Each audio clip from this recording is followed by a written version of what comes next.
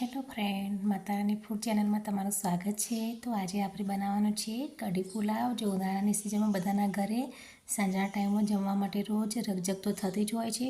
તો આપણે આ રીતના સિમ્પલ એકદમ બનાવવાનું છે આજે કઢી પુલાવ. તો એના માટે મેં અહીંયા લઈ લીધા છે બાસમતી ચોખા. તો એને મેં 2-3 પાણીથી એકદમ ધોઈને ચોખ્ખા કાઢી નાખ્યા છે. સાથે મેં તમાલપત્ર, લવિંગ, તજ અને એલચી લઈ લીધી છે 2. તો અને સાથે લીલા મરચાં સમારીને ઝીણા સમારીને લઈ લીધા છે. તો આપણે ચોખાને એકદમ ધોઈને ક્લીન કરી લીધા છે. તો હવે આપણે એને વઘાર કરવા માટે એક કુકરમાં વટાણા પણ મેં ધોઈને લઈ લીધા છે અને કુકરમાં 2 ટેબલસ્પૂન જેટલું મેં લઈ લીધું છે ઓઇલ વઘાર કરવા માટે. તો તેલ ગરમ થાય એટલે આપણે એની અંદર રાઈ અને જીરાનો વઘાર કરી લઈશું. તો અહીંયા મેં રાઈને જીરું નાખી દીધું છે. તો રાઈ ફૂટે એટલે એની પછી આપણે એની અંદર હિંગ નાખી દઈશું ને આ બધા ખડા મસાલા નાખી દઈશું. તો અહીંયા મેં તમાલપત્ર, લવિંગ, તજ અને 2 એલચી નાખી દીધી છે. એલચી 2 જરૂરથી નાખજો, એનો ટેસ્ટ એકદમ સરસ આવતો હોય છે. અને અહીંયા એલચી આપણે આખી જ નાખી દેવાની છે. સાથે મેં અહીં લીલા મરચાં નાખી દીધા છે. લીલા મરચાં હું અડધા જ નાખીશ, બીજા કઢી માટે રવા દઈશ. અને કઢી પત્તા નાખી દીધા છે. તો એકદમ સરસ તેલમાં થઈ જાય એટલે આપણે હવે એની અંદર વટાણા તેલમાં ફોડી લેવાના છે. તો વટાણા નાખીને આપણે 2 મિનિટ કુકરનું ઢાંકણું ઉપર રાખી દઈશું, ઉપર મૂકી દઈશું ખાલી, એટલે વટાણા ઉછરીને બહાર ના આવે. તો વટાણા ફૂટી ગયા છે. હવે આપણે એની અંદર જે આપણે ચોખા ધોઈને રાખ્યા હતા એ નાખી દઈશું.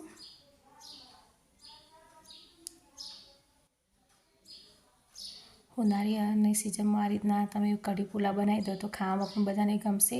અને તમારી ઘરે જે પણ કંઈ સિમ્પલ વસ્તુમાંથી તમે બનાવી શકો છો. અને તમે સિમ્પલ બનાવો તો પણ એ ટેસ્ટી જ લાગે છે. તો હવે આપણે એમાં સ્વાદ પ્રમાણે મીઠું નાખી દઈશું. અહીંયા આપણે હળદર નથી નાખતા કારણ કે એને આપણે સફેદ જ રાખવાના છે, એટલે તમારે નાખવી હોય તો તમે નાખી શકો છો. તો મેં અહીંયા મીઠું અને ધાણા જીરું પાવડર નાખી દીધું છે. લીલા મરચાં પણ નથી નાખવા, લીલા મરચાં નાખ્યા છે એટલે લાલ મરચું નથી નાખતી હું અહીંયા. અને થોડા ચીલી ફ્લેક્સ નાખી દીધા છે કારણ કે લીલા મરચાં તીખા નહોતા એટલે. અને લાલ મરચાંથી પુલાવ લાલાશ પકડી દે એટલે મેં નાખ્યું નથી અને લીલું મરચું જ નાખ્યું છે ખાલી. હવે આપણે એની અંદર 2 ગ્લાસ જેટલું પાણી નાખી દઈને બરાબર હલાવીને બરાબર મિક્સ કરી લઈશું.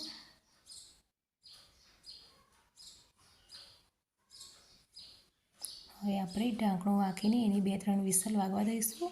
અને કઢી બનાવવા માટે મેં અહીંયા ખાટી છાશ લઈ લીધી છે અને એની અંદર 2 ચમચા જેટલો હું ચણાનો લોટ નાખીને એની વલોણી કે બ્લેન્ડરની મદદથી બરાબર આપણે એને મિક્સ કરી લઈશું, એને લમ્સ ના રહે એ રીતના. તો અહીંયા મેં બરાબર મિક્સ કરી લીધું છે. તો હવે એની અંદર હું મસાલા કરી લઈશ. તો આપણે મીઠું અહીંયા છાશની અંદર જ નાખી દેવાનું છે. તમે પાછળથી નાખશો તો છાશ વઘારમાં ફાટી જશે. તમારે મીઠું પહેલાં જ નાખી દેવાનું. સાથે અહીંયા ધાણા જીરું પાવડર નાખી દીધું છે. હું કઢીમાં પણ હળદર નથી નાખવાની, કઢી પણ સફેદ જ બનાવવાની છું. તમે તમને જે રીતની પસંદ હોય એ રીતની બનાવી શકો છો. અને હવે વઘાર કરવા માટે મેં મોટું તપેલું લઈ લીધું છે. તપેલું હંમેશા મોટું જ લેવાનું કારણ કે ઉકાળવા માટે. તો હવે આપણે એને ગેસ ઉપર મૂકી દઈશું. તો રાઈ અને જીરાનો વઘાર કરી લઈશું કઢીમાં પણ.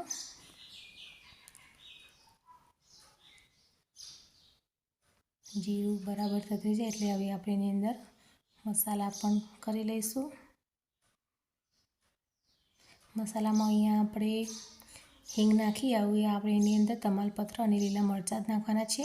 અને અજમો કઢીમાં જરૂરથી નાખવો કારણ કે અજમાનો ટેસ્ટ કઢીમાં એકદમ સરસ આવતો હોય છે. તો અજમો તો મસળીને જરૂરથી નાખવો. અને અહીંયા લીલા મરચાં અને તમાલપત્ર અને લસણ નાખી દીધું છે.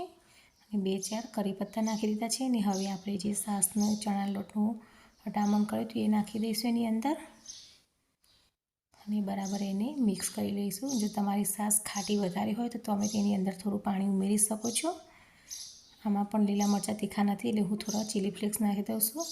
અને અહીંયા આપણે કઢી મીઠી બનાવવાની છે એટલે એ પ્રમાણે મેં અહીંયા ગોળ નાખી લીધું છે. અને કઢી પણ એકદમ સરસ ઉકળવા લાગી છે. તો આ રીતના આપણે એને હલાવતા જઈશું ને ઉકાળતા જઈશું.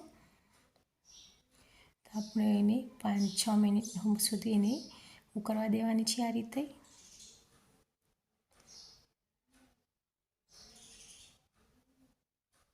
કઢી ઉકળે ત્યાર સુધી આપણે જે પુલાવ બનાવે છે એ જોઈ લઈશું કુકર ખોલીને, કારણ કે એની 3 વિસલ વાગી ગઈ છે. તો હવે આપણે કુકરને પણ હવા કાઢીને ખોલીને જોઈ લઈશું.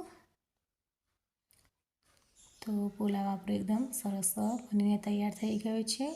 આપણે એમાં કોઈ ઝાઝી વસ્તુ નાખી નથી, એટલે એકદમ સિમ્પલ દેખાય છે. જો તમે શિયાળામાં બનાવતા હોય તો તમે એની અંદર બધા શાકભાજી નાખી શકો છો. હવે આપણે ઉપરથી થોડા ધાણા નાખી દીધા છે અને કઢીમાં પણ નાખી દઈશું. કઢી પણ આપણી બનીને તૈયાર થઈ ગઈ છે. ઉનાળામાં બીજા શાકભાજી ના હોય એટલે આપણે સિમ્પલ રીતે બનાવે છે.